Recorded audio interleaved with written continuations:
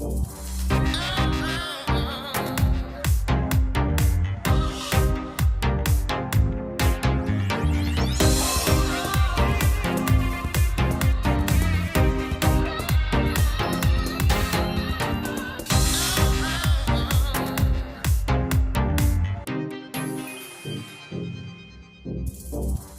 everyone, this is the Chrissy B Show, a program aimed at looking after our mental health and well-being, and I'm your host, Chrissy B. Now last week we had the pleasure of making over Audrey de Medeiros, who told us her amazing story of being sick since she was a baby, being predicted not to survive past the age of 16, 17, getting seriously ill as a teenager and falling into a coma where doctors wanted to turn off her life support machine, until a miracle happened. If you missed it, you can catch the episode on our YouTube channel, Chrissy B Show. And today we're going to meet another lovely lady, Sabrina Moraes, and we've actually titled today's program, My Dad's Infidelity Ruined My Love Life, because she doted on her dad until one day she discovered that he was cheating on her mum. How did that affect her relationship with her dad and later on her own love life? Well, she'll be telling us all about it after we treat her to a fabulous makeover. But before we move on, let's take a look at this. Do you know someone who deserves a makeover and would like to tell their story? Perhaps it's someone who's going through a hard time, or is always thinking about other people and not about themselves. Let us pamper them here on the show. And you can even nominate yourself. Get in touch with us via our website, chrissybshow.tv, and you or your friend could be the next person getting spoiled and sitting on the sofa having a chat with Chrissy. And the pampering could continue because every month we give away a fabulous gift of a spa treatment courtesy of the luxurious Thai Square Spa in Trafalgar Square. You will feel like royalty, so don't delay. Get in touch today.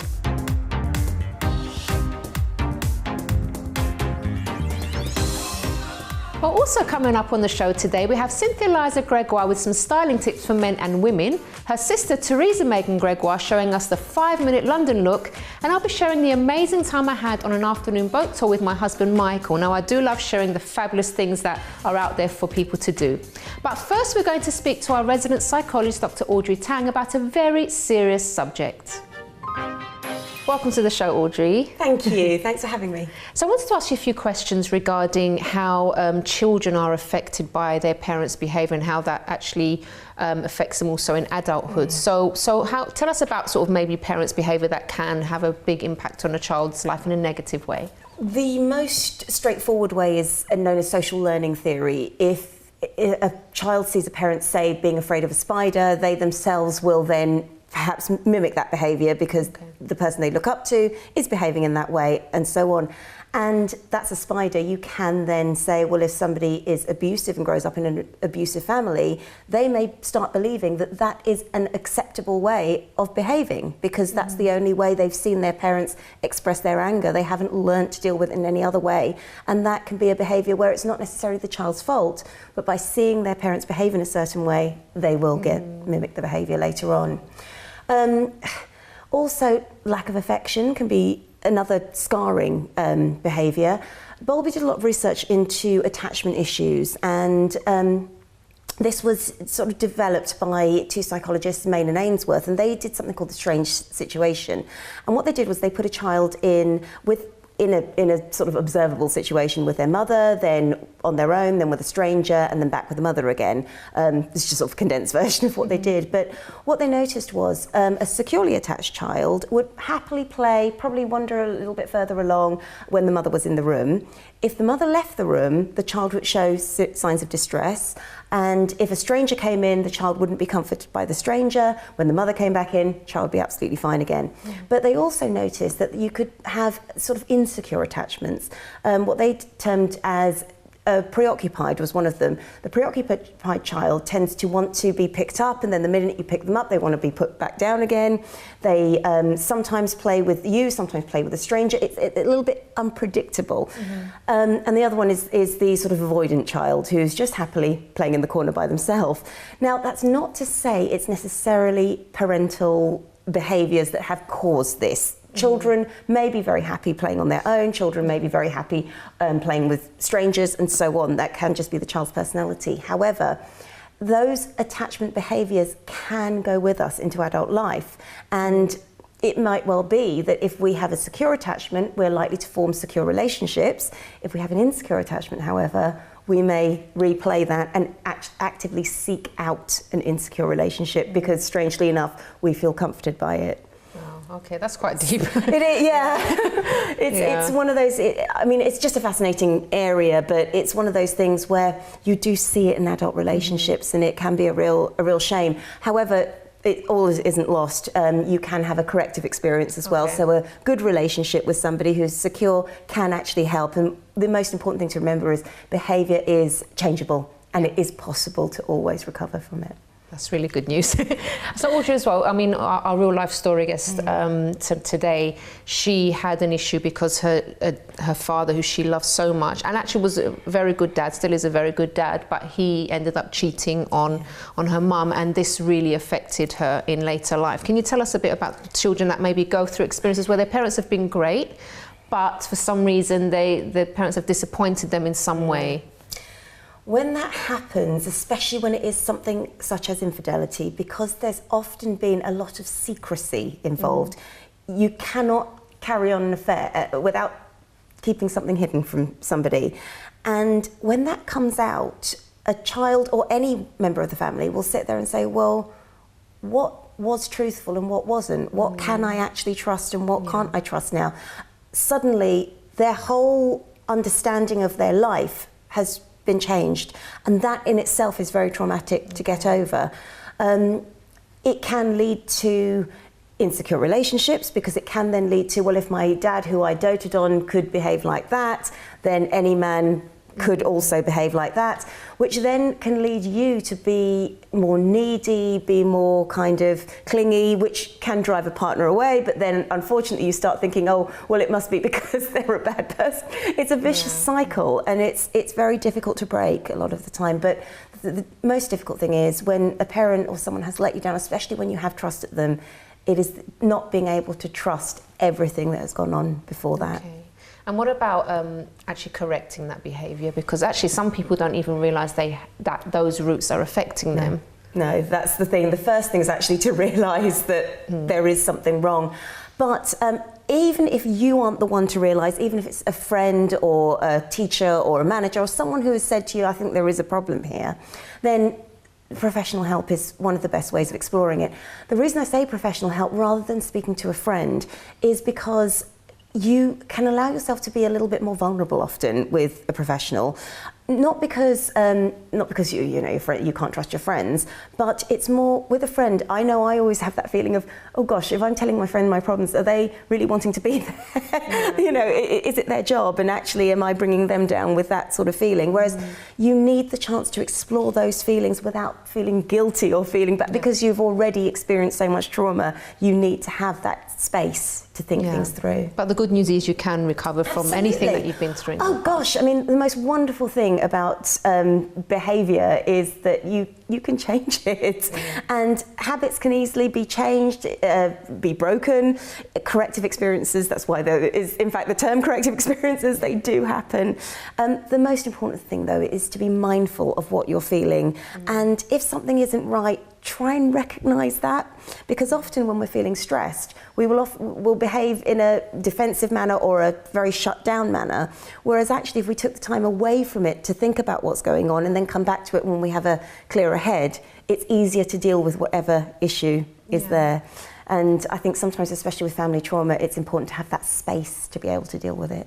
I mean, I think it's really important to actually discuss this, because I know that, you know, if you react negatively to certain situations, it's not, you don't just react for no reason. There's something there, and I think a lot of people just kind of say, oh, it's nothing, and they just move past it without even thinking about that situation. Not that because, you know, you want to dwell on it and get even more depressed or stressed out about it, but just to say what's actually going on and what can I fix here, instead of just pretending that there's not an issue. It's almost a socially desirable behaviour. I want you to think well of me, therefore I don't want to, I'll just dismiss it. Oh, that was just me. Oh, I haven't had enough sleep. Oh, I'm in a bad mood. And if you dismiss it, to somebody, you've probably dismissed it in your own head as well. And when do we have a lot of time to then sit and think about it and say, actually, was that really me in a bad mood? Was that really a lack of sleep? Was there something else that triggered that? And again, and it's scary. Sometimes I know it's scary for some people to sort of even go there. Yeah. But I think that's the beginning of your recovery. Of course it is. And it's about recognizing those triggers. And that's also where a professional will help you. A friend can listen to you. Sometimes they may advise you, but also if you don't take that friend's advice, it can damage the friendship. But with a professional, not only will they help you by listening, it depends on the type of therapist that you have, in terms of whether they advise or not, but also they can give you ways of recognizing the triggers, and that's when you're able to empower yourself to help yourself get through. Brilliant. Audrey, thank you so much for speaking to us, and we'll see you again very soon. Thank you. Thank you. All right, guys, so before we go to a break, let's take a look at this short video with Megan and Cynthia.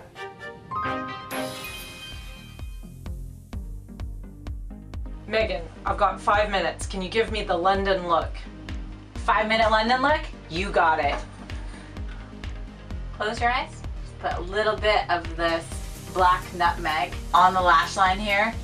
Really just soft, smoky, dark, smoky eye. Soft around the eyes, and push this up.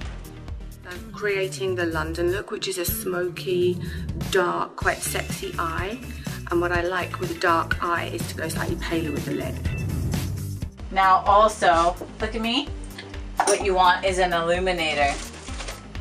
So let's just put some of this refreshing illuminator on. Is that the stuff that tightens? Who doesn't love that? It hydrates, it moisturizes, and it tightens as well. And who doesn't love that?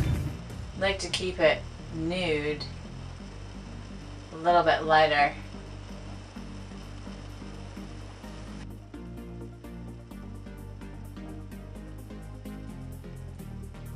Modern Mercury to highlight, get a really nice, healthy glow. Do my hair, and then I am ready. Ready? 5 minutes. Well, thank you very much, ladies, for that. So after the break, we have Cynthia Liza Gregoire with some styling tips for men and women.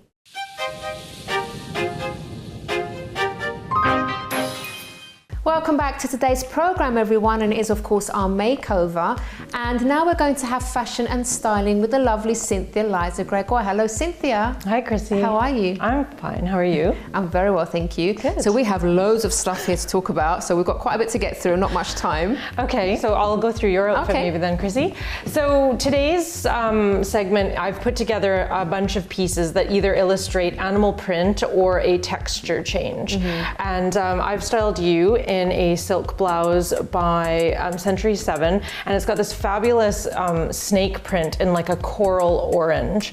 So it's still very much like an autumn color. I've paired it with a high-waisted skinny jean by, actually it's a flare jean by Kurt Elliott, and it's called the Kick Flare. And you'll notice it just comes to a subtle flare, and you have an unfinished raw edging, very Mason Martin Margiela, very 90s unfinished raw edging, and it just gives a bit of different texture to the bottom of your shoe, and it looks a little bit different with your shoes as well, the stiletto. So what do you think about this outfit? Very lovely. I mean, I did have the shirt out before, but you said to me to tuck it in because you thought it looks better, shows the high waist and everything, which I think is nice as well.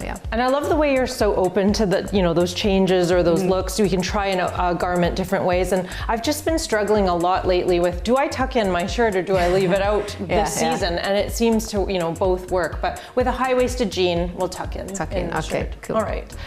Megan did this earlier. She was wearing what we call a cold shoulder blouse, and as you can see, it has a high frilled neck, and it has her shoulders cut out. So they call this the cold shoulder blouse or the Bardot top. I've paired it actually with velvet burgundy skinny jeans by Rag & Bone, so the same color. I did the same color throughout. And then I put a, what did we have? have here? We had the snakeskin boot on her there, yes. And that just brought a bit of that animal print and then the texture within and broke up the solid block of color. Yeah, that should look lovely. Yeah. And what about your outfit? I have just a sparkly top by Pyrus on, and I've tucked it in. I played with it a bit and I thought, you know what, I'm gonna tuck this in. And it's just sort of like a loose sort of top. It's got 3/4 length sleeves. It's got that extra texture in the sequins. And I've paired it with a pair of gold-lined pleather or fake leather pants, right? Which tricked one of the cameramen because he actually thought I had leather trousers on. So they must be doing their job. And just a black, you know, suede boot by Ash. So again, I'm changing to the ankle boots. We're coming up September here, so it's time to change over those sandals for a more sturdier ankle boot. Okay. Now, Cynthia, what happened to those shoes from last week you were talking about? They finally made it. So the lady that I was talking about last week, if you remember, her name was Rebecca Mink. Yes. Yeah. And I had found her through the wonders of Facebook, actually. I posted on this forum and one of the mums shared the post, and somehow this lady found me in California and sent me these shoes here in London for this editorial that's shoot. Amazing. Oh, it's absolutely super cool. I thank her so much. I thought, you know what, I'm going to share a bit of her story. Definitely, yeah. As well as her beautiful shoes, because these are absolutely amazing. But Rebecca Mink is actually, you know, she's one of the first in the fashion industry to really provide like a luxurious vegan shoe. So what I mean by that is all of her shoes, not only are they very luxury and made by 4th generation shoemakers in Italy, but they're also made of the highest quality synthetic products that are all animal friendly as well. And her story really resonated with me, Chrissy, because she had approached, you know, at least 14 different factories in Italy wanting this best quality shoe, and everyone said no. And, you know, the 15th time she got, amazing. They're gorgeous. They're really nice. It's a true success story. And I just said to her, you're so nice, you know, giving these or loaning them to me without knowing me or anything, just in the name of what we do and creativity. So I just want to thank her for that. And I said, if she's ever in London, she needs to stop by. Oh yes, we can definitely have her on the show. So again, I've just, Chrissy, put together what I think are some pieces that really illustrate texture or animal print, or both, really. So I guess we can start with that ankle boot there. Okay. And I was going to ask your opinion of this crushed velvet. What do we think? But I'm just thinking for England, it might be a bit risky because you can go out in these and then they get soaked. So I'd probably be I think they're gorgeous, but I'd be afraid to wear them, I think. Let's just say in this country anyway, I would say. So if it was a dry day, you're a lover of this look. Okay. Well, I'm not too crazy about it, but I really, they're so nice. I like that you like that. I like this one as well. those are the ones Megan was wearing. Yeah. Hold that there, you look like a little python. Yeah, those ones are lovely as well, but it just gives a little bit of a flair to an ankle boot to have it a different color, a different material, that kind of thing. These I'm not too keen on. Trainers? Yeah. Okay, so it's too casual. It's not look, really, maybe? for me, I don't know. I think maybe my age, I wouldn't wear this. Okay. I don't know if older women wear these. They do, but in their 40s? Yeah, Really? sure. It all depends if you're comfortable with it. And I mean, my mom would look at a shoe like that and say it's very easy to slip on, and she wouldn't fall. But okay, I'm not old enough to be your mum, quite. This bag here, it's actually pretty neat. It's got, well, you see that it has this, again, you know, like a snake print Can you see that, guys? Yeah, here we go. strap. But look at this, Chrissy. This belt comes with some options. Oh, very So good. we have this yellow, almost like it's almost like, I've lost the word there that I want to use, but like a canvas material to make it look very casual almost. And I think there's one other one in here. Yes, there's like just a goodie bag, isn't it? It is. So you have this black one that also goes with it. So, you know, the designer is giving you 3 different strap options. It's a really good idea. It's 3 different bags, isn't it, Chrissy? Yeah. So, Okay. And then again, so these are all by Essential, by the way, and they've really played with texture this season. You can see all the different colors. This is fake, obviously fake fur, but They're so cute. it's so cute, isn't it? A little bit of detail, a little bit of color. Soft and nice. You could use that for night or day. Yeah, it's lovely. What do you think about that? Oh, I love that one as well. I love everything here apart from the shoes. You too. That's true. This one I was pretty impressed with this one because just for being a synthetic, it was quite detailed. Yeah. It was quite quilted. I'm not sure if you can see the detail there, but I mean, that's got detail like a Gucci bag would almost. Beautiful. And it's not. So it's very interesting. And this one here, Chrissy, if you can see. Gorgeous. I love that one. Do you like that? Yeah. So you do like a little bit of bling on your purse and a little bit. It's just 3D, isn't it? And just feel it. It's different than having a picture of flowers on the purse. That is really, it's unusual. It's beautiful. I love that one. Yeah. So think about that, Chrissy, when you're making your autumn purchases. How can I add a little bit of texture? How can I add a little bit of animal print in your wardrobe refresh?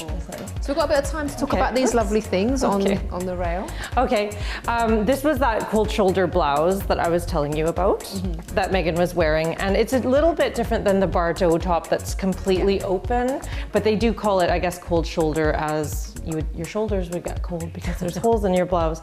But this rich burgundy is the color that we're seeing a lot of in the fall. I've just put together 3 different pairs of pants there. They're all, well, these are the kick flares that you were wearing, and I was going to show you the texture here of the unfinished edges. We have corduroys. Do you like cords? Is that what you guys call them here in London? Not too sure about them. They add a bit of texture, right? They feel different and they're softer. I always see corduroys sort of old-fashioned. Oh, really? Yeah. Well, these are done in a very wrong? new-fashioned way, so give them a try. I'm going to put you in them next week. Okay, you should say that. And these are the ones Megan was wearing, and those are kind of like a velvety. Those are different, those ones. I prefer those to these kind of ridgy ones. I'm not too keen on that, but those are 2 looks that you see. This is for a more casual person, so let's just say you wanted to wear, some gym attire kind of thing. Yeah. Gym? Well, yes, nice. Those are workout pants. Yeah. Okay. And those are just regular trousers. I almost chose those for you tonight. Oh, did you? I would have worn these. I love them. Yeah. Maybe next time. For sure. Absolutely. Shall I pass these to you so you can tell everybody about them? This one here is another piece that I think you'd look lovely in, and it's just a one-piece, animal print dress. It's obviously got, inspiration from a leopard. And it's the Ray-Ban Saloner new collection, which this designer is Danish, and they're always doing cool things. Did you notice with this, Chrissy, you can move the waistband up or down and make it adjustable to whatever length that you want? So that's kind of an option with dresses if you want it sitting lower or higher. That's lovely, that is. And this one here is like, it's just a flowy kind of blouse. The shape is quite nice on all different figures. It's actually quite a popular shape for women, and it's got that sort of leopardy print as well to it, and just neutral colors, right? So you've got black and gray. It's pretty much goes with everything. So we have these 2 as well, Cynthia. Okay, all right. I was going to ask you about these 2, Chrissy. They're different shapes. Obviously, like this one's a bit more tailored, but it's got, that leopard print, and this one's, got that snake sort of print, and then it's a bit wider cut. Do you like wearing these 2 shapes? I like both shapes, and also something else that I'm finding interesting. Before, I only used to see the animal print in the actual colour of the animal normally, so you'd see like the tiger tops and everything, or the leopard in the kind of colours that you would see on an animal, but I love the way they're doing the prints on different colors. I think is really nice. That is really cool. Yeah. And you can still, I still see that, and I think it's leopard spots or whatnot. But both of these could be worn. When I see these, my first inclination is to say put them with black, skinny jeans. But you have to think beyond that. What else can I style them with if you were to purchase this for your wardrobe? And I think a black pencil skirt would also work very well. Tucked in or out? That's the thing, is I think you could do both. Oh. You could. Okay. You just play around with the shape of, what it looked like on your body. And I think all different, body shapes and sizes might have fun, tucking them in or leaving it out. Maybe it depends on your shoes, how high your heels are, or, what is your hair like that day? Like I told Megan to put her hair up because I wanted her to show the frilly collar. So I think you'd have to really look in the mirror, and you'd really have a lot of versatile looks with that. Both gorgeous things. Okay. And this lovely thing finally. Oh, and dare I bring the first coat onto the Chrissy B Show in August. But yes, it is time for that. Think about your first autumn jacket, and I've chosen this one. If I had the money for that, I would be buying it. It's a little bit pricey, but it's gorgeous. It's a beautiful leopard print jacket, and it's just kind of got that easy open. It's not like a zipper or anything like that. It's just, we're transitioning now. You should be thinking of how to refresh your wardrobe, but at the same time transition for those cooler nights. Brilliant. Cynthia, thank you so much, and we'll see you again very soon. Absolutely. Thank you. Okay. All right, guys, so don't go away, because after the break, we'll be seeing the makeover of our guest today, Sabrina Moraes, and I'll also be sharing the amazing time I had on an afternoon boat tour with my husband, Michael. And also, Theresa Maegan Gregoire will be showing us the 5-minute London look.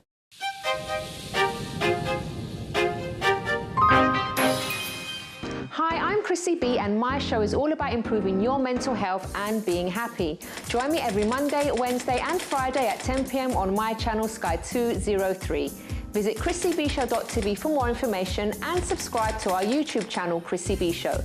You can also follow us on Twitter and Instagram at Chrissy B Show, and on our Facebook page, The Chrissy B Show.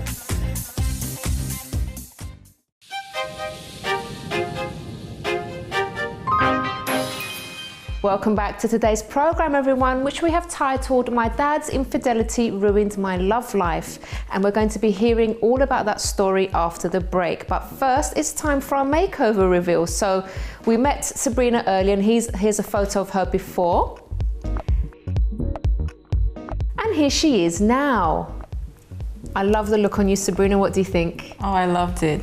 Absolutely gorgeous. Is this what you would normally do, or is this a bit like you wouldn't normally spend this time? No, I was actually even telling Megan that I usually wear day makeup all day, even if it's evening. Oh, okay. So this is actually very different from what I used to, but I like it. Well, I love it on you. Hello, Megan. Hi. How are you? Good, how are you? So thank you for this lovely makeover today. She looks gorgeous. So why did you pick this particular look for Sabrina? Well, we had a bit of a chat, and we were just, you know, seeing what she felt comfortable with, what she normally does. And it's a bit of a kind of transition from night to day. So she wanted kind of something more than what she wore every day.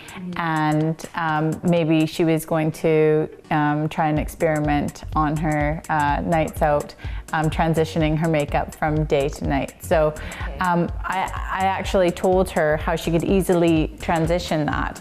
And it's through just adding really the darkest color, which when you're wearing natural makeup, the chocolate brown and the beige, then you can add a little bit of chocolate nutmeg, really. The black kind of color, it's like a black brown, into the crease and blend it in towards the inner eye, and it actually gives you just this nice, lovely, subtle smoky eye.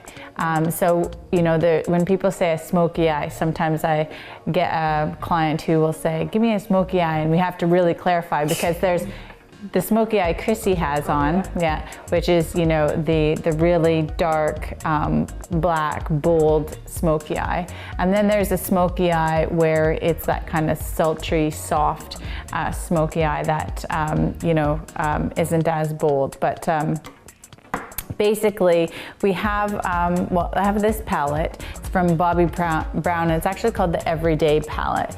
And I like it because it shows these 3 shades, and although it's beige, gray, and a bit of kind of that chocolate slate type color, you can see how if you've got anything kind of similar in your makeup kit, that you could do this look with those. So it could be, you know, a beige, a mid-toned brown, and then a darkest brown. But really, to bring it to the night, do, you know, add a little bit more density on your makeup brush on the outer corner and work in. And, you know, just, it's better to have less to start with and build up, because, you know, it's having to take off the whole eye makeup that you want to have to avoid when you've got, you know, 5 minutes to achieve a look. And, you know, we've talked a bit about that, where we have 5 minutes. What do we do? And, you know, get the 5 minute. We saw your video earlier. How do we get the London look? And you know, it really is as simple as, you know, having those 3 different dimensions. So here on Cynthia, you see she has a similar look to our makeover, and it's you know, that chocolate in the crease, that liner on the base, and really just that really kind of smoky, like slate, soft black shadow, just creeping its way in there, and you know, just really classic, iconic London look. And we wanted to bring one of these out. Maybelline has the nude lips, and they have so many. They have signature ones that Cheryl Cole has made. I think it's Eva Longoria.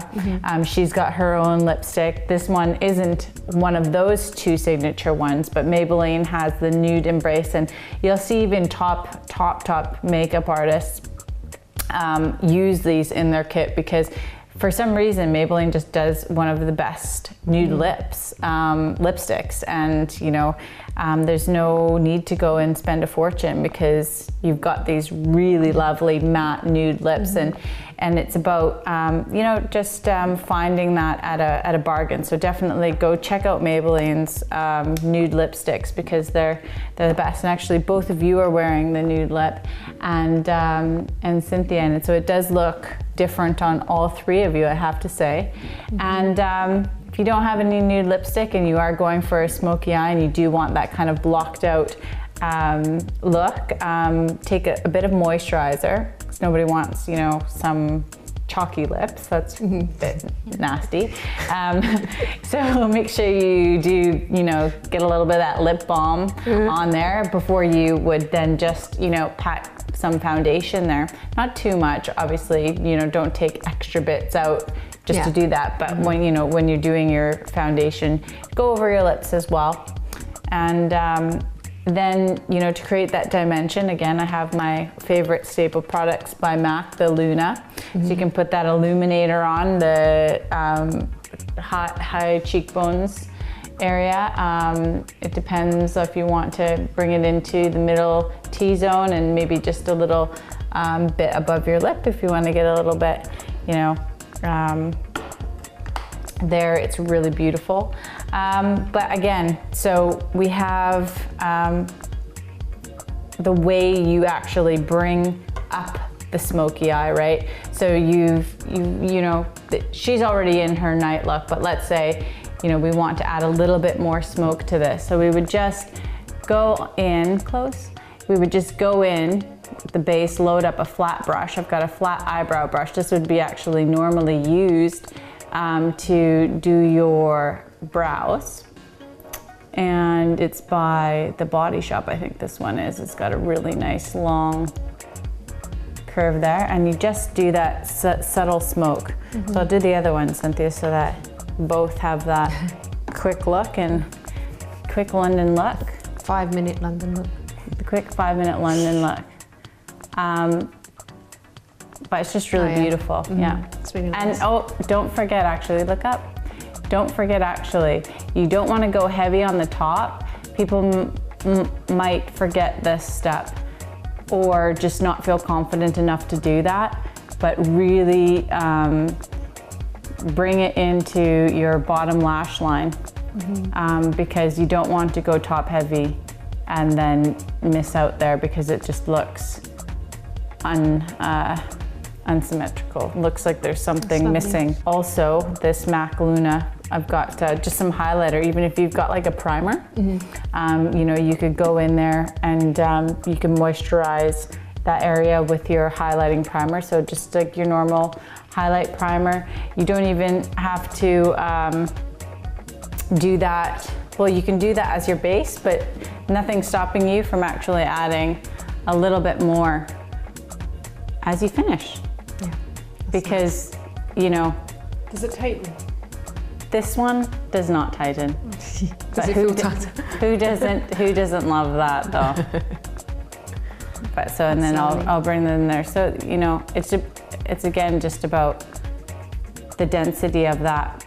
And that's kind of the, you know, the build up of the night to day makeup is, you know, just adding a bit more pigment, because all real different makeup shades is different pigments and different densities. So if you go over, you know, your eye makeup over and over and over again, just like you want to get a really nice crisp black line eyeliner, you're not going to just do one stroke, you're going to do a lot. So, you know, you don't have to go buy a new kit or anything like that to bring your day makeup tonight. You can just, you know, go over a little bit. Well, Megan, thank you very much. And Cynthia, thanks very much as well. And Sabrina, you're going to stay with me because after the break, we'll finally be hearing your story. Yes. But just before the break, let's take a look at this video of a lovely afternoon boat tour that had the pleasure of going on very recently.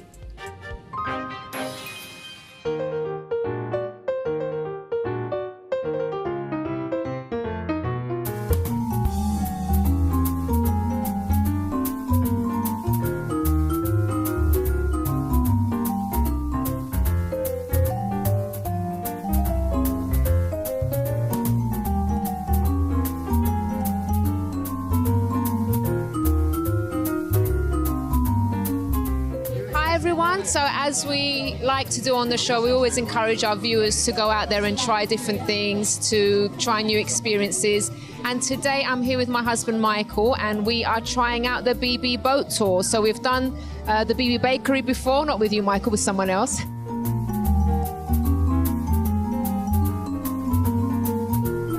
We've also done the BB bus tour. And now it's time for the boat tour. So we've got the boat at Butler's Wharf. Yeah. And so far it's been really lovely, very welcoming, very hospitable. It's just been really nice. I haven't had the afternoon tea yet, but we're having that in a little while. Michael, what do you think so far? Nice views of London, really good. So just hoping that the weather will continue to be nice. We're going to have the afternoon tea on the boat. So I think it'll be an enjoyable experience. Okay, so we'll keep you posted.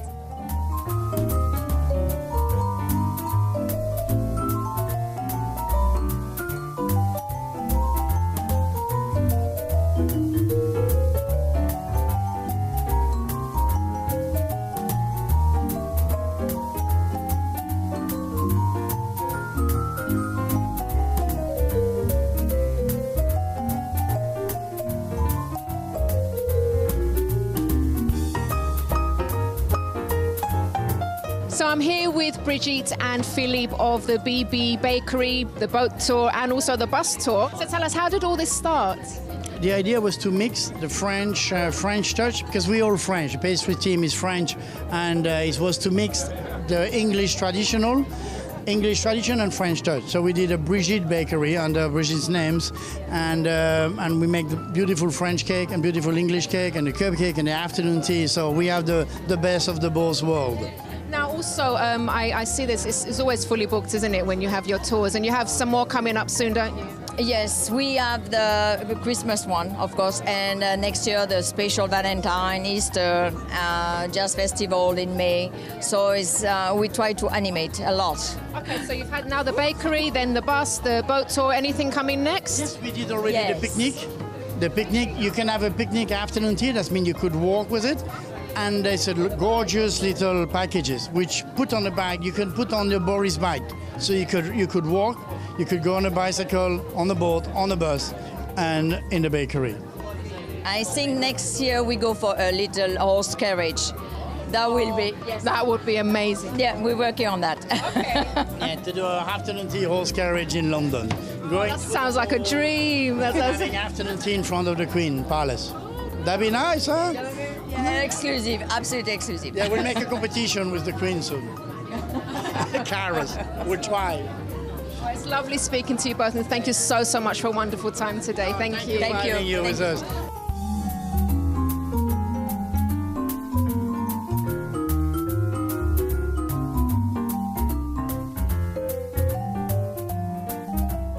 So now I'm here with Jane, who I've met on this wonderful afternoon boat tour. And Jane's actually a bit of a tea specialist, aren't you? Tell us about that. It's what I make my living from. I teach tea, I write books about tea, and I write for various magazines. So tell us a bit about the history then of afternoon tea, where it all began. Well, afternoon tea has been popular in this country since the early part of the 19th century. We think it really sort of developed between the end of the 18th century and the beginning of the 19th century. And it was all about changing meal times. Afternoon tea or tea as a ceremony was already very established here, but it was always served as an after dinner thing to settle your tummy. because we know it's really good to digest your food. But then the pattern of our mealtime shifted, and dinner became later and later and later in the evening. So people had this gap in the afternoon. So they started using that little tea ceremony to fill the gap. What did you think of this afternoon tea here? Absolutely entranced. I think it's really charming. The idea of actually seeing London going by, all the history of London. There's a chap on board who will actually come and tell you about the history of London and tea if you want to know about it. The table settings are absolutely charming and the food is delicious. I'm really, really impressed. We're having a lovely, lovely time, and it's really sociable as well. Now, you brought a friend along today, haven't you, called Diego? Brought a friend along. He is actually from Colombia, and of course he loves all the British ceremonies and rituals, which we take for granted, but to them it's quite quirky to ride on a boat and have afternoon tea.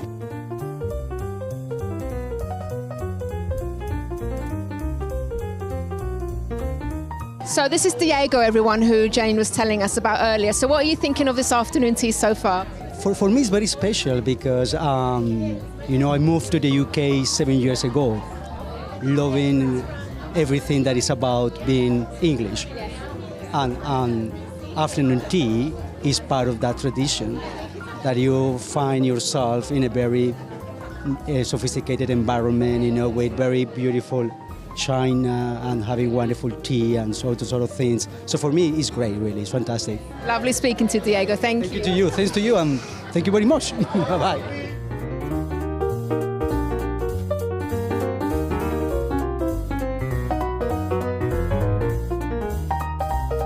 We've had a lovely time on board the BB boat tour. Everything was lovely, wasn't it, Michael? The food, the ambience, just everything amazing. What did you think? Everything was fresh. We met some really nice people.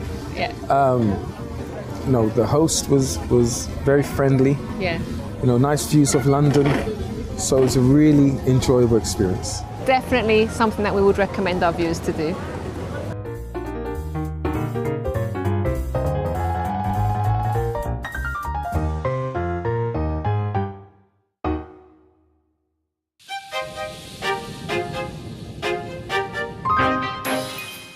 Welcome back to our show, everyone, and right now we're going to be speaking to Sabrina, who we met earlier, and she's going to be telling us her real life story. So Sabrina, lovely makeover again, I have to say.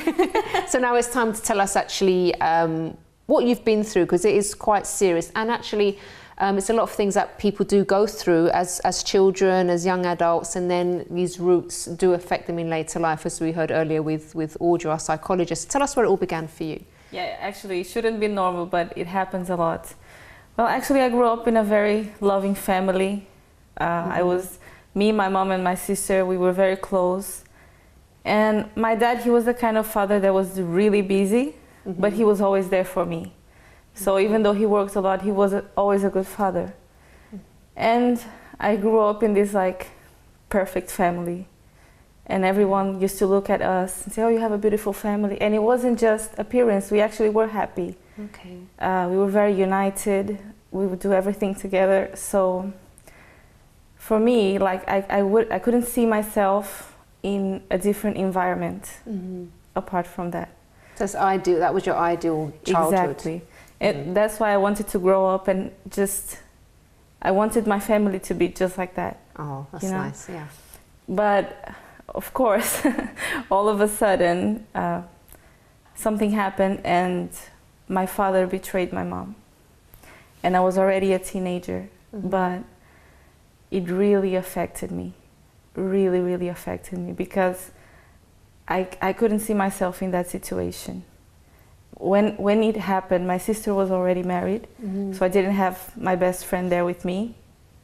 My mom was suffering, so I couldn't actually open up to her. Actually, I could. She would understand, but I didn't want to hurt her. You don't want to burden her with your feelings as well. She was already suffering. So I said, I'm not going to just put something else on her. And of course, that all led me to, this anger and... Against your dad? Against my dad, yes. Because it was like he became from my superhero to the villain of my story. Wow. Yeah. Like he was my hero, everything. I said, no, my husband has to be like my father. It has to be like him, a good dad, a good husband. And that image of him just... It was shattered, really, wasn't it? Exactly. Did you say anything to him when you found out? What was it like? Actually, yeah, it was almost instantly I became a very tough person. So I really disrespected him many times, and I wouldn't keep anything for myself. I would say everything I was feeling, and I saw my dad crying many times because of the things I said to him. Really? Yes, I was very harsh on him. And of course, did you ever try to sort of explain why he did it, or no? All that he did was always say, "I'm sorry, I didn't want to cause all this." And I know he didn't. I know, like, I knew that he was a good dad, but even though I knew that, just one wrong action of him, it kind of destroyed it. Yeah, it's ruined everything. So it just really severed your relationship, then it wasn't at all like it was before? No. All the times that I spoke to him was only to complain and to put more guilt on him. So did he stay in the family home, or had he moved out by this point? Yes, they separated, but he was still living with us because he couldn't afford 2 places. Oh wow, that was an awkward situation as well. It was really hard. It was really, really hard. My sister would try to help, but she was far from us because she was married and she was living in another state. So actually I went through all of this almost by myself. Because I didn't want to talk to my mom about it. Of course, she didn't agree with my attitude, because she said, listen, his problem was with me, not with you. He's still your dad, and he still loves you. That was really nice of her, I have to say. Yeah, no, she really respected that. But I think after those things happened, he saw us suffering, and he became really aggressive with us, maybe because I was being aggressive with him. So he started to say terrible things. You know, he became someone that I didn't know. And this went through for a lot of years. It was really hard for me to forgive him. How did it affect, because you said that you wanted to marry someone like your father. How did that affect your view now of relationships? Well, that led me to 2 wrong relationships where I couldn't be like a normal relationship. I always wanted to be above the person. So like you'd have to be in control all the time and like running things Exactly, because I used to think no one will do that to me. Like I created this shield in me and I said no one will do that to me. I won't allow this to happen. Because my mom, she was always very sweet, very kind. She was a good wife. And I said, if she was this good and this happened to her. So I can't be the same way. Exactly. But was it you though, or was it like, it was kind of like acting? Because were you naturally sweet and kind before? Yes, I was always... But now you had to sort of become someone that you weren't, which is also difficult to keep up, really. Exactly. And actually I thought it would always be like this. I thought that this was the right thing to do. I didn't like to be like that. And the times I did something like I was rude, or I would say something that would hurt the other person, I would cry after, because it wasn't me. I didn't want to say that. But did you know at the time that it was because of what had happened with your dad, or no. you didn't relate the 2 things? No, I wouldn't. I thought it was me, but I couldn't connect the things. Like, why am I saying this and, you know, getting hurt, and why this is happening? I couldn't understand. And it was actually one of these relationships, someone told me, listen, this is not you. There's something wrong. You're not like this. And this actually goes back to what Audrey was telling us earlier, where sometimes when the person doesn't actually recognize where the behavior is coming from, sometimes it takes another person to actually point it out. But the good thing about you was that you actually listened to that, and I don't know if you listened to it immediately, you had to think about it afterwards, but you also saw that there was something seriously wrong. Yeah, actually, the person said that in the middle of an argument. So at the moment, I just was speechless. Yeah. He spoke to me and I was like, okay, I'll speak to you later. But I started to think about it. And I started to you know, just try to think when this behavior began in me, because I wasn't like this. And this is when I realized, okay, he's right. So hang on, so before that you had some failed relationships, didn't you? Yes. Okay. Okay, too, because of your behavior and the way you used to react to things. Okay. Yes, I actually didn't have a good judgment of people. Okay. And that, together with the trauma and all those things, was terrible relationship. So then you started thinking about what this person had said to you, and then Exactly. what changed after that? Well, I realized that I had to do something about it. I couldn't just, keep on going like this, because it would be another failed relationship. Yeah. So I started to attend a seminar for women, and actually they used to give us some tasks, and one of them was like homework. Like a homework, yeah. Oh. And in one of them I had to bond with my family. Oh. And when I heard that, I cried, because I didn't want to do that. I said, he doesn't deserve my forgiveness. But then I started to think, well, but I deserve to be happy. I don't want to Love suffer. that. Sorry, I just have to stop it. Love that, what you just said. Person might not deserve forgiveness, but you deserve to be happy. That's wow, that's great. We need to put that as a post on Twitter. Okay, go ahead. Sorry, Sabrina. Yes. No, so I said, I want to be happy. I don't want to, live the way I am living just because of what he did. Yeah. I can have a different story. And my mom used to advise me sometimes, because even though I wouldn't open up with her, she's a mother, so she knew. Yeah. So she would say, listen, the problem wasn't me, the way I was treating him. So you don't need to change. You don't need to be another person. You just need to be yourself. He did it because he was weak. I don't know what happened with him. But you cannot change who you are because of something that happened. So of course, it wasn't overnight. It was a process. So for weeks, maybe months, I said, okay, I have to bond with my father. He's still my father. Yeah. So I started to, bake a cake for him. That must be really hard. It is.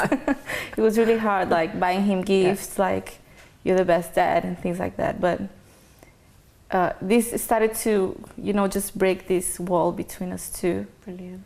And how's the relationship now? Oh, now it's great. I don't know if I can say a reveal already that I got married. Okay, and was this the person that had told you that? Which is like, we're seeing some photos on the screen now. So like, this was your husband, you were dating at the time, going out together. So he was the one that actually said, look, there's something wrong. Why did he stay with you and the others broke up?